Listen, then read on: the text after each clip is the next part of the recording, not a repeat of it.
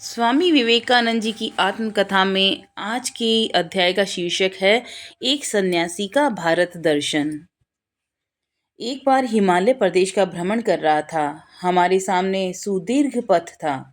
हम सब धनहीन सन्यासी। हमें लादकर कौन ले जाता, इसलिए पैदल ही हमें पूरी यात्रा तय करनी पड़ी। हमारे साथ एक वृद्ध साधु भी थे। कई सौ मील की चढ़ाई उतराई की राह अभी भी बाकी थी।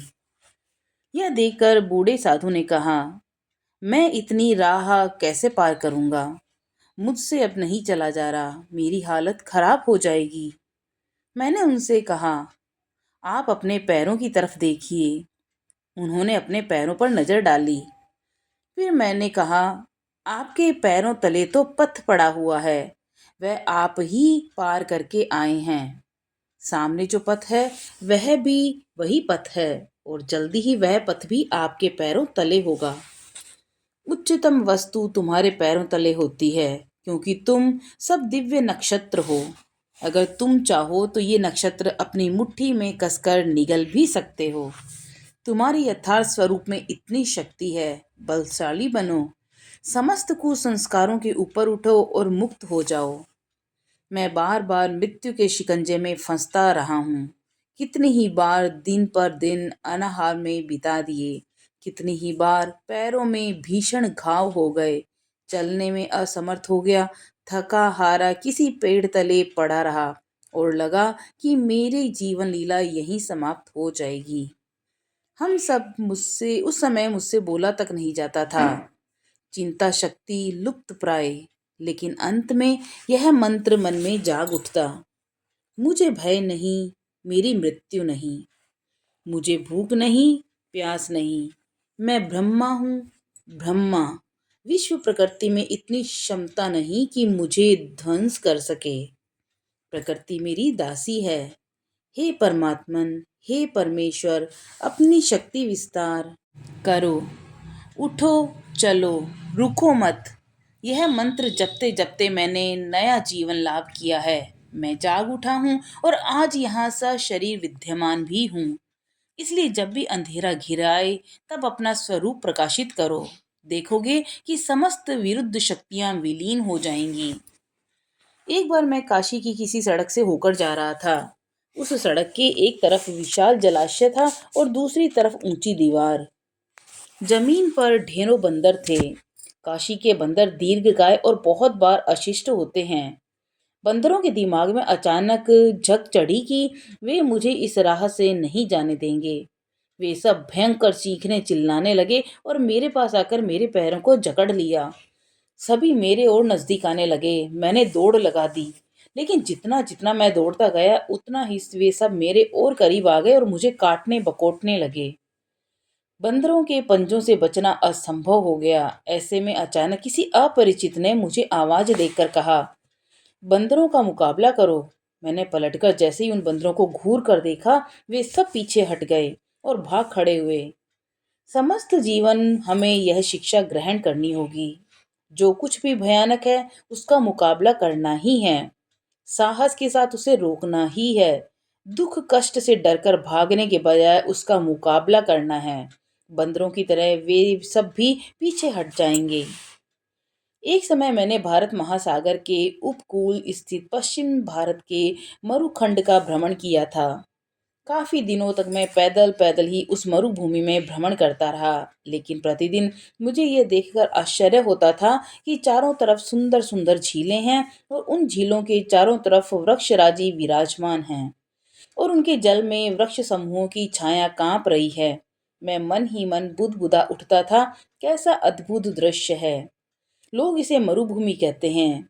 महीने भर मैं उन वृक्ष राशि और तालाब पोखरों को निहारता हुआ घूमता रहा। एक दिन बेहद प्यास लग गई और पानी पीने का मन हुआ।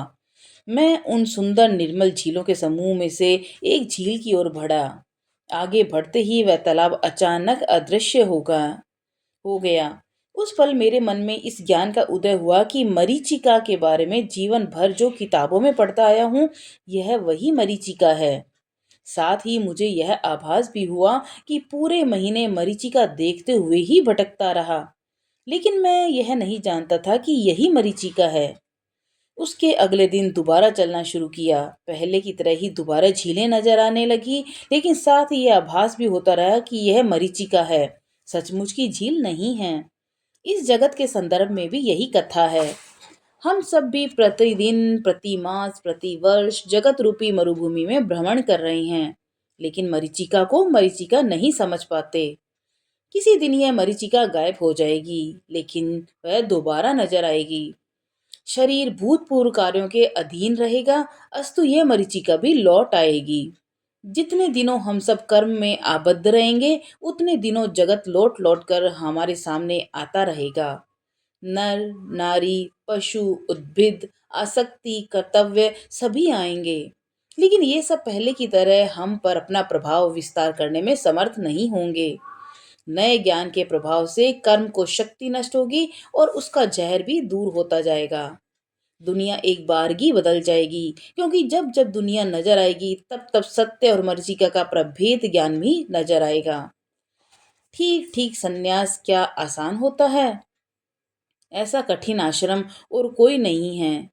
जरा भी डगमगाए नहीं कि पहाड़ से लुढ़क कर बिल्कुल खाई में गिर पड़ेंगे, हाथ पैर टूट जाएंगे। एक दिन मैं पैदल आगरा से वृंदावन की ओर जा रहा था। पास में कानी कोड़ी भी नहीं थी। वृंदावन पहुंचने में प्राय 1 कोस से ज्यादा की दूरी थी। सड़क के किनारे एक आदमी बैठा तंबाकू पी रहा था। उसे देखकर मेरे मन में भी तंबाकू पीने की चाह जाग उठी। मैंने उस आदमी से कहा, क्यों भाई, चिल्लम जरा मुझे भी देगा? वह आदमी अचकचा गया। उसने कहा, महाराज, हम मेहतर हैं। संस्कार जो था, यह सुनकर मैं पीछे हट गया और तंबाकू पिए बिना ही मैं दोबारा चल पड़ा। कुछ ही दूर चल जाकर मुझे ख्याल आया कि सच ही तो है। संन्यास लिया है, जाति कुल मान सब छोड़ चुका हूँ, फिर भी जैसे ही उस आदमी ने अपने को मेहतर बताया, तो मेरे पैर पीछे हट गए।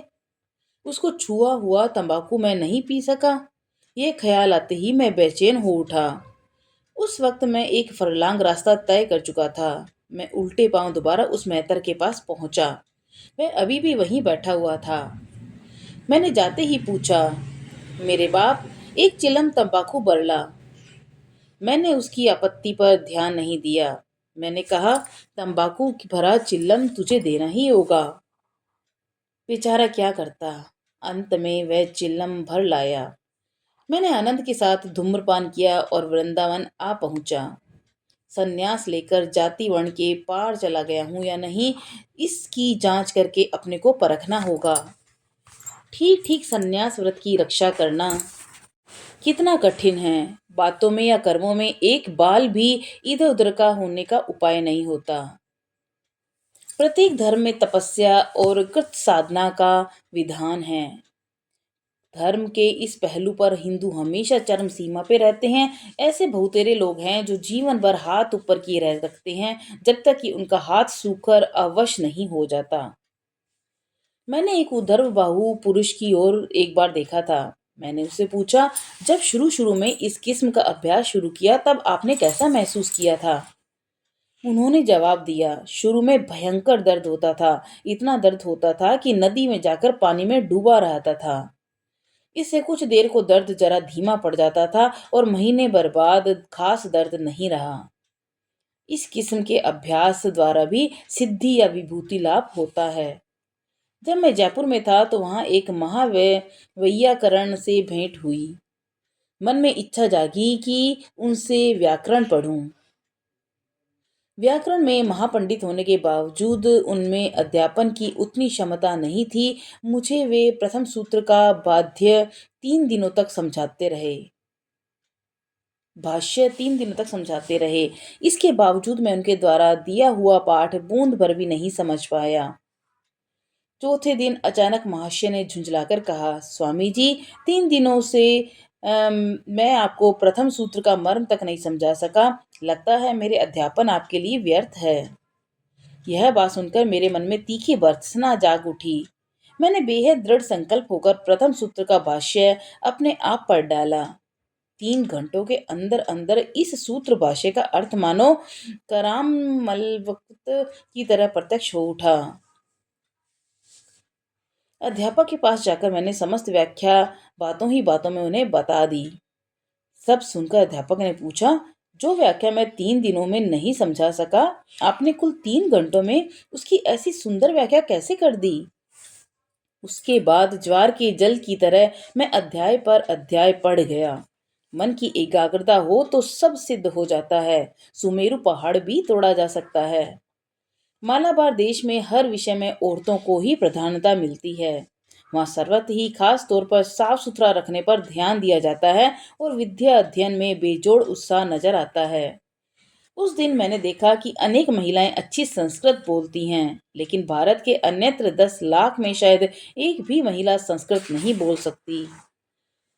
एक बार हिमालय भ्रमण करते करते एक रात मैंने किसी पहाड़ी गांव में आश्रय लिया। शाम ढलने के कुछ देर बाद उस गांव में ढोल मंजीरों की जोरदार थाप सुनकर मैंने मकान मालिक से पूछा। उन्हीं की जुबानी मैंने सुना कि गांव में किसी आदमी पर देवता का असर हुआ था। मकान मालिक के अतिशय आग्रह और अपना कौतूहल चरितार्थ करने के लिए हम वह देखने चल पड़े। वहां जाकर मैंने बहुत से लोगों का जमावड़ा देखा। मकान मालिक ने झांवा भर लंबे बालों वाले एक व्यक्ति को दिखाकर कहा कि उस पर ही देवता का असर हुआ है। मैंने देखा कि उसके करीब ही एक कुठार आग में तपाया जा रहा था। कुछ देर बाद ही मैंने देखा उस धधकते कुठार से उस उपदेवताविष्ट आदमी की देह, जो जगह जगह यहाँ तक कि बालों को भी दाग दिया गया। लेकिन हैरानी की बात यह थी कि कुठार के स्पर्श से उसका कोई अंग या बाल जला नहीं। उसके चेहरे पर भी किसी तरह की पीड़ा नजर नहीं आई। यह दृश्य देखकर मैं चकित रह गया। इस बीच गांव का मुखिया मेरे पास आया। उसने हाथ जोड़कर कहा, महाराज, आप दया करके इसका भूत छुड़ा दें। मैं तो चकरा गया। मैं क्या करूं? सभी लोगों के अनुरोध पर मुझे उस उपदेवताविष्ट आदमी के पास जाना ही पड़ा। वहां पहुंचकर पहले मुझे उसे कुठार की जांच करने का मन हुआ। जैसे ही मैंने उसे छुआ, मेरा हाथ जल गया। उस वक्त वह कुठार कुछ काला भी पड़ गया था। मारे जलन के मैं बेचैन हो उठा। मेरे मन में थ्योरी थ्योरी सब लुप्त हो गई। अब क्या करता मैं? जलन से व्याकुल होने के बावजूद मैंने उस आदमी के सिर पर हाथ रखकर कुछ एक मंत्र पढ़े। हैरत है, ऐसा करते हुए 10-12 मिनट के अंदर ही वह आदमी स्वस्थ हो गया। उसके बाद गांव वालों की मुझ पर जो भक्ति उमड़ी, उसका क्या बयान करूं। उन लोगों ने मुझे कोई गणमान्य पहुंचा हुआ समात्मा समझ लिया। लेकिन मुझे ये सारा मामला कुछ समझ में नहीं आया। आखिरकार बिना कुछ कहे सुने अपने आश्रयदाता के साथ अपने कुटीर में लौट आया। उस वक्त रात के 12 बज चुके थे। मैं तत्काल सो गया, लेकिन हाथ की जलन और वह रहस्य भेद न पाने की बौखलाहट के मारे नींद ही नहीं आई। धधकते हुए कुठार से भी आदमी की देह नहीं चली। यह देखकर बार बार यही ख्याल आता रहा कि स्वर्ग और पृथ्वी में ऐसे अनेक तथ्य हैं जिसकी दर्शन शास्त्र में या कहीं और कल्पना भी नहीं की जा सकती। लेकिन ठाकुर इस सिद्धाई की बेहद निंदा करते थे। वे कहा करते थे कि इन सब शक्तियों के प्रकाश की तरफ अगर मन लगाओगे तो परमार्थ तत्व तक नहीं पहुंचा जा सकता। लेकिन इंसान का मन तो इतना कमजोर होता है, तो ग्रस्त लोगों को तो वो बात ही क्या। साधुओं में भी 14 आने लोग सिद्धाई के उपासक हो जाते हैं। पश्चिमी देशों में इस किस्म का छलावा देकर लोग अवाक हो जाते हैं। सिद्धाई लाभ बुरी चीज है, यह धर्म पथ में कुसंस्कार है। यह बात ठाकुर कृपा करके समझा गए हैं, इसलिए समझ पाया हूँ। मद्रास में जब मैं मनमथ बाबू महेश चंद्र न्यायरत्न महाशय के ज्येष्ठ पुत्र मनमथ नाथ भट्टाचार्य मद्रास में अकाउंटेंट जनरल थे के घर पर ठहरा हुआ था, तब एक दिन मैंने सपना देखा कि माँ का निधन हो गया है। मैं उदास हो गया। उन दिनों मैं मठ में भी ज्यादा पत्र आदि नहीं लिखता था। घर वालों को पत्र लिखना तो काफी दूर की बात थी। उस सपने की बात जब मैंने मनमत बापू को बताई तो उन्होंने इस बारे में कुशल समाचार जानने के लिए कलकत्ता तार भेजा, क्योंकि ये सपना देखने के बाद मैं बेतरह दुखी हो गया था। इधर मद्रास के मेरे साथी मेरे लिए अमेरिका जाने का इंतजाम करके मुझसे जल्दी चलने को कह रहे थे। लेकिन माँ का शारीरिक कुशल समाचार पाए बिना मेरा जाना का मन हो ही नहीं रहा था। मेरी उदासी देखकर मन्मथ बाबू ने सुझाया कि शहर से कुछ दूर पर ही एक पिशाच सिद्ध व्यक्ति रहते हैं। वह जीव के बारे में शुभ अशुभ भूत भविष्य सारी खबरें बता सकते हैं। मन्मथ बाबू के अनुरोध पर और अपनी मानसिक परेशानी दूर करने के लिए मैं उनके पास जाने को राजी हो गया। मन्मथ बाबू और मैं, आला सिंगा और कोई एक अन्य व्यक्ति कुछ दूर रेल से फिर पैदल चल के उनके यहाँ पहुंचे। वहां जाकर देखा कि एक विकटाकार दुबला पतला काला कलूटा आदमी मरघट के नजदीक बैठा हुआ है। उसके अनुचरों ने किड़िंग मिड़िंग करके मद्रासी भाषा में हमें समझाया कि वही पिशाच सिद्ध पुरुष है। पहले तो उस आदमी ने हमारी तरफ ध्यान नहीं दिया। उसके बाद जब हम लौटने लगे तब उसने हमसे जरा रुकने का अनुरोध किया। हमारा संगी आला सिंगा ही दुभाषी का काम कर रहा था। उसने हमसे ठहरने को कहा। उसके बाद वह आदमी पेंसिल से कुछ देर आंकी बांकी लकीरें खींचता रहा। उसके बाद मैंने देखा कि वह आदमी मन एकाग्र करके बिल्कुल स्थिर हो गया। उसके बाद पहले उसने मेरा नाम, गोत्र, 14 पीढ़ियों के बारे में बताया। उसने यह भी बताया कि ठाकुर हर पल मेरे साथ घूम रहे हैं। उन्होंने माँ का भी कुशल समाचार दिया। उन्होंने ये भविष्यवाणी भी की कि बहुत जल्दी ही मुझे धर्म प्रचार के लिए बहुत दूर जाना पड़ेगा। माँ का कुशल समाचार पाकर भट्टाचार्य के साथ मैं शहर लौट आया। आते ही तार द्वारा मुझे माँ का कुशल समाचार भी प्राप्त हुआ। उस कमबख्त ने जो जो बताया सब सच हो गया। भले यह संयोग होगा या कुछ और, लेकिन मैं बिना देखे सुने बातों पर भरोसा करने वाला बंदा नहीं हूँ। महामाया के राज्य में आकर जगत के छलावे के साथ साथ जाने कितने ही तरह के छलावे मैंने देखे। माया माया। एक बार एक और व्यक्ति के बारे में मैंने सुना था। मन ही मन कोई प्रश्न सोचकर उसके पास जाते ही वे उस प्रश्न का उत्तर दे देते थे। मैंने यह भी सुना है कि वे भविष्यवाणी भी करते थे। मेरे मन में कौतूहल जाग उठा, इसलिए कुछ मित्रों के साथ मैं उनके पास पहुंचा। हम में से हर किसी ने मन ही मन एक एक संकल्प सोच लिया, एक एक सवाल सोच लिया। कहीं भूल ना हो जाए इसलिए हमने अपने प्रश्न अलग अलग कागज के टुकड़ों पर लिखकर उन्हें जेबों में रख लिया। हम में से एक एक के साथ जैसे जैसे उनकी भेंट होती गई उन्होंने उसका प्रश्न दोहराकर फटाफट उसका जवाब भी दे डाला। बाद में उन्होंने कागज के टुकड़े पर कुछ लिखकर उसे तहाकर मेरे हाथ में थमा दिया। उस कागज के ऊपर उन्होंने मुझे हस्ताक्षर करने को कहा। उन्होंने हिदायत दी, इसे खोलकर मत देखिएगा, इसे जेब में रख लें, जब मैं कहूँ तभी निकालिएगा। हम सबको अलग अलग उन्होंने यह हिदायत दी। उसके बाद हमारे भावी जीवन में घटने वाली कुछ ही घटनाओं का भी उल्लेख किया। अंत में उन्होंने कहा, आप लोग जिस भी भाषा में चाहें कोई शब्द या वाक्य सोच लें। मैंने मन ही मन संस्कृत भाषा में एक प्रकांड वाक्य रट लिया। वे संस्कृत का बिंदु विसर्ग से भी नहीं जानते थे। उन्होंने कहा, अपनी जेब में से वह कागज का टुकड़ा निकाल लें। मैंने देखा उस कागज पर संस्कृत का वही वाक्य लिखा हुआ है। उन्होंने घंटे भर पहले वह वाक्य लिखा था और उसके नीचे अपना मंतव्य भी लिखा। मैंने अभी जो लिखा है बाद में ये महाशय यही वाक्य सोचेंगे। बिल्कुल ऐसा ही हुआ। मेरे एक मित्र को भी उन्होंने ऐसा ही कागज थमाया था और उसने भी उस पर हस्ताक्षर करके अपने जेब में रख लिया था। और अब उन्होंने उस मित्र को भी वाक्य सोच लेने को कहा। मेरे मित्र ने कुरान के एक अंश से अरबी भाषा में एक वाक्य सोच लिया। उस आदमी को यह भाषा भी आती होगी, इसकी संभावना और कम थी। मेरे मित्र ने देखा वही वाक्य उस कागज के टुकड़े पर लिखा हुआ था। मेरे साथियों में एक डॉक्टर भी थे। उन्होंने जर्मन भाषा में लिखी हुई डॉक्टरी को किसी किताब से एक वाक्य सोचा। उनके कागज पर भी वही वाक्य लिखा हुआ था। मैंने सोचा कि उस दिन शायद मैं किसी तरह प्रभावित हो गया हूँगा, इसीलिए कुछ दिनों बाद मैं दोबारा उस आदमी के पास पहुंचा। उस दिन मेरे साथ मित्रों का एक नया दल गया था। उस दिन भी उन्होंने अद्भुत सफलता का परिचय दिया। इसी तरह एक बार हैदराबाद में रहते हुए मैंने सुना कि वहाँ एक ब्राह्मण रहते हैं और वे हर किस्म की चीज खोज निकालते हैं। वे चीजें कहाँ से निकल आती हैं कोई नहीं जानता।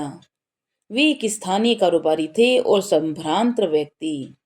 मैंने उनका कौशल देखना चाहा, लेकिन उस दिन उन्हें बुखार था। भारत में एक आत्मविश्वास प्रचलित है कि कोई साधु अगर किसी बीमार आदमी के माथे पर हाथ फेर दे तो उसकी बीमारी दूर हो जाती है। इसीलिए उस ब्राह्मण ने मेरे पास आकर कहा, महाशय, मेरे माथे पर हाथ फेर कर मेरा बुखार ठीक कर दीजिए। मैंने कहा, ठीक है, लेकिन आपको भी अपना कौशल दिखाना होगा। वे राजी हो गए। उनकी इच्छा अनुसार मैंने उनके माथे पर हाथ फेर दिया। वे भी अपनी प्रतिश्रुति पालन करने के लिए बाहर निकल गए और हमने उनके कमरे से लिपटे एक टुकड़ा कपड़े के अलावा उनकी देह पर मौजूद सारी पोशाक उतार ली। उस दिन काफी ठंड थी, इसलिए मैंने अपना एक कंबल उनके बदन पर लपेट दिया। कमरे के एक कोने में उन्हें बैठा दिया और 25 जोड़ी आंखें उन पर गड़ गई। उन्होंने कहा, जो व्यक्ति जो चाहता है कागज पर लिख ले। हम सबने ऐसे ऐसे फलों का नाम लिखा जो उस अंचल में पैदा ही नहीं होते थे, जैसे अंगूर, संतरा, ऐसे ही सब फल। मैंने वे सारे कागज उन्हें थमा दिए। उसके बाद कंबल के अंदर से अंगूर का गुच्छा, संतरा वगैरह सब कुछ निकलने लगे। इतने सारे फल जमा हो गए कि अगर वजन किया जाता तो सबको मिलाकर उनके शरीर के वजन से दुगना होता। उन्होंने वे सारे फल हमें खाने को कहे। हम में से किसी ने आपत्ति जताई। उन लोगों ने सोचा ये जरूर सम्मोहन का मामला है, लेकिन उस ब्राह्मण ने फल खुद ही खाने शुरू कर दिए और यह देखकर मुझे हम सब भी फल खाने में जुट गए कि ये सब असली फल ही थे। सबसे अंत में उन्होंने ढेर सारे गुलाब के फूल बाहर निकाले और हर फूल बिल्कुल विशुद्ध था। फूलों की पंखुड़ियों पर ओस कण तक चमक रहे थे। एक भी फूल तुड़ा मुड़ा या कुचला हुआ नहीं था और उनमें से एक फूल भी नष्ट नहीं हुआ था। एक दो नहीं, ढेर सारे फूल। ऐसा कैसे संभव हुआ? यह पूछने पर उन्होंने बताया, सारा कुछ हाथ सफाई का मामला है। खैर, मामला चाहे जैसा भी घटा है, लेकिन यह बात बिल्कुल स्पष्ट थी कि महज हाथ की सफाई द्वारा ऐसा करतब दिखाना असंभव है। इतने विपुल परिमाण में इतनी सारी चीजें वे लाई कहाँ से? बहरहाल, इतनी सारी घटनाएं मैंने देखी हैं। इंसान के मन में भीतर ऐसी असाधारण शक्तियां छिपी होती हैं। मैं मनोविज्ञान के बारे में काफ़ी कम जानता हूँ, लेकिन काफ़ी जितना जानता हूँ उतना भर सीखने में ही मुझे जीवन के 30 वर्षों तक मेहनत करनी पड़ी।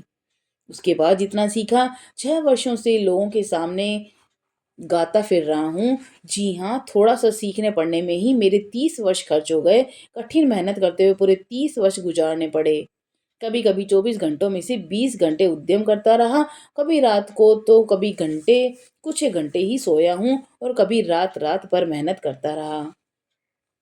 कभी कभी ऐसी जगहों में रहा हूँ जिसे प्राय शब्दहीन, वायुहीन कहना चाहिए। कभी कभी तो गुफा तक में रहना पड़ा है। ये बातें जरा सोच कर देखो। इतने सबके बावजूद मैं थोड़ा सा ही जानता हूँ या कुछ भी नहीं जानता, जैसे मैंने इस विज्ञान के बहिर्वास का ही स्पर्श किया हो।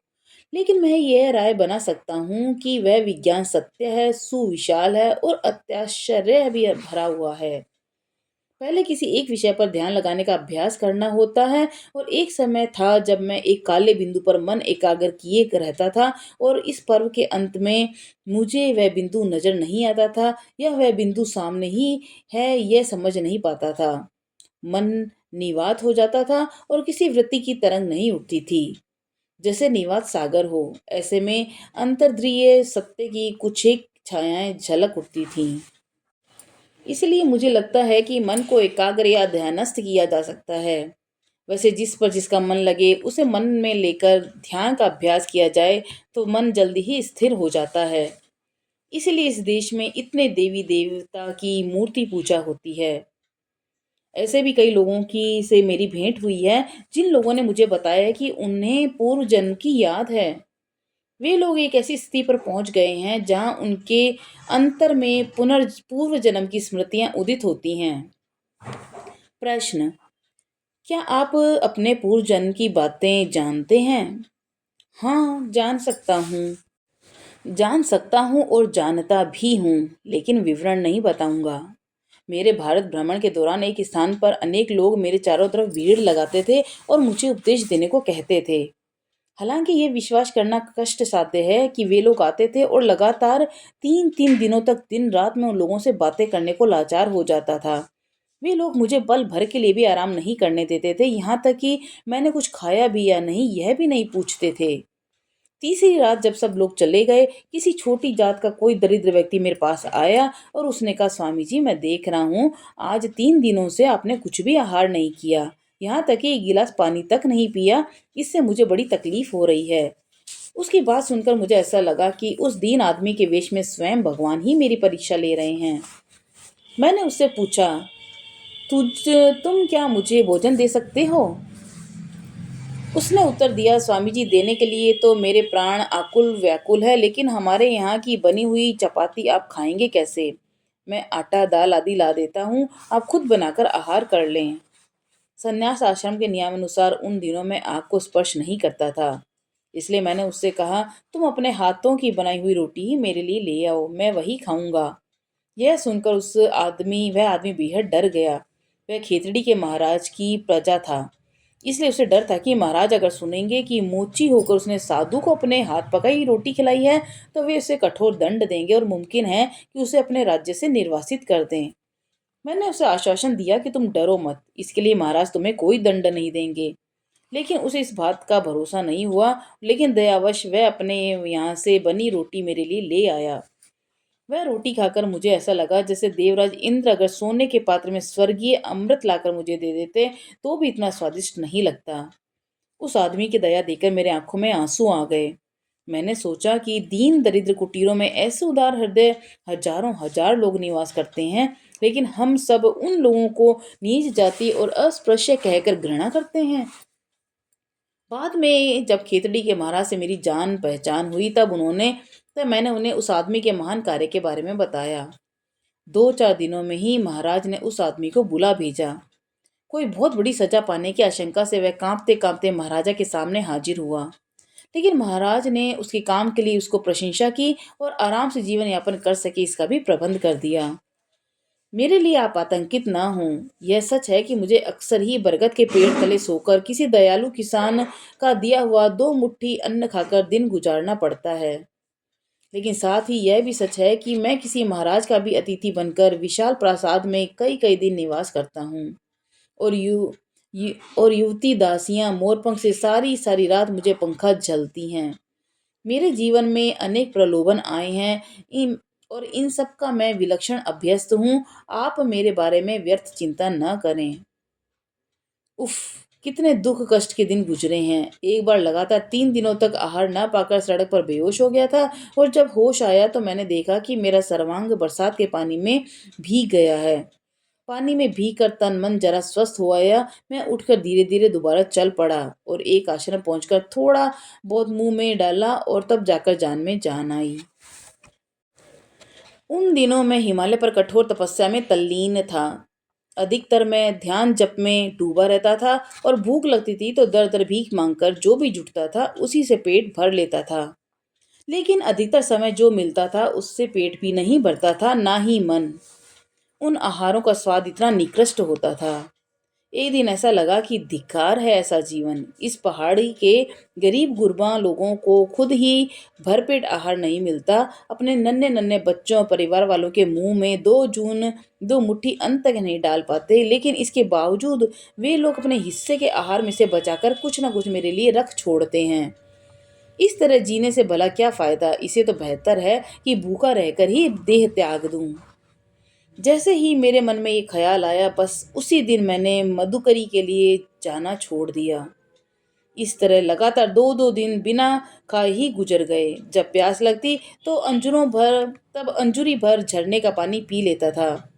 3 दिनों तक एक घने जंगल में जाकर एक चट्टान पर बैठकर ध्यान करने लगा। आंखें खुली हुई थी। अचानक तन बदन जाने क्यों कांप उठा। मैंने देखा कि डोरिया निशान वाला एक भारी भरकम बाघ मेरी तरफ ललचाई आंखों से घूर रहा था। मैंने सोचा, चलो बच गया। इतने दिनों बाद मैं खुद भी जरा चैन पाऊंगा और इस बाघ का भी पेट भर जाएगा। यह तुच्छ देह अगर रंच मात्र भी किसी भी जीव की सेवा में काम आ जाए तो मैं धन्य हो जाऊंगा। आंखें मूंद कर मैं बाघ के हमले की प्रतीक्षा करने लगा, और मन ही मन यह सोचता रहा कि हमला करने में देर क्यों कर रहा है। मैं जरा चकरा गया, लेकिन उसके बाद ही उतने दुख में भी मुझे हंसी आने लगी। मैं समझ गया कि गुरुदेव मुझसे ढेरों काम कराने वाले हैं, इसलिए वे मेरी रक्षा कर रहे हैं। ककड़ी घाट अल्मोड़ा के करीब अगस्त 1890 प्रगाढ़ ध्यान के बाद एक वृक्ष तले एक महाशुभ मुहूर्त कट गया। आज एक बहुत बड़ी समस्या का समाधान हो गया। मेरी समझ में आ गया कि समष्टि और व्यष्टि, विश्व ब्रह्मांड और अणु ब्रह्मांड एक ही नियम से संचालित होते हैं।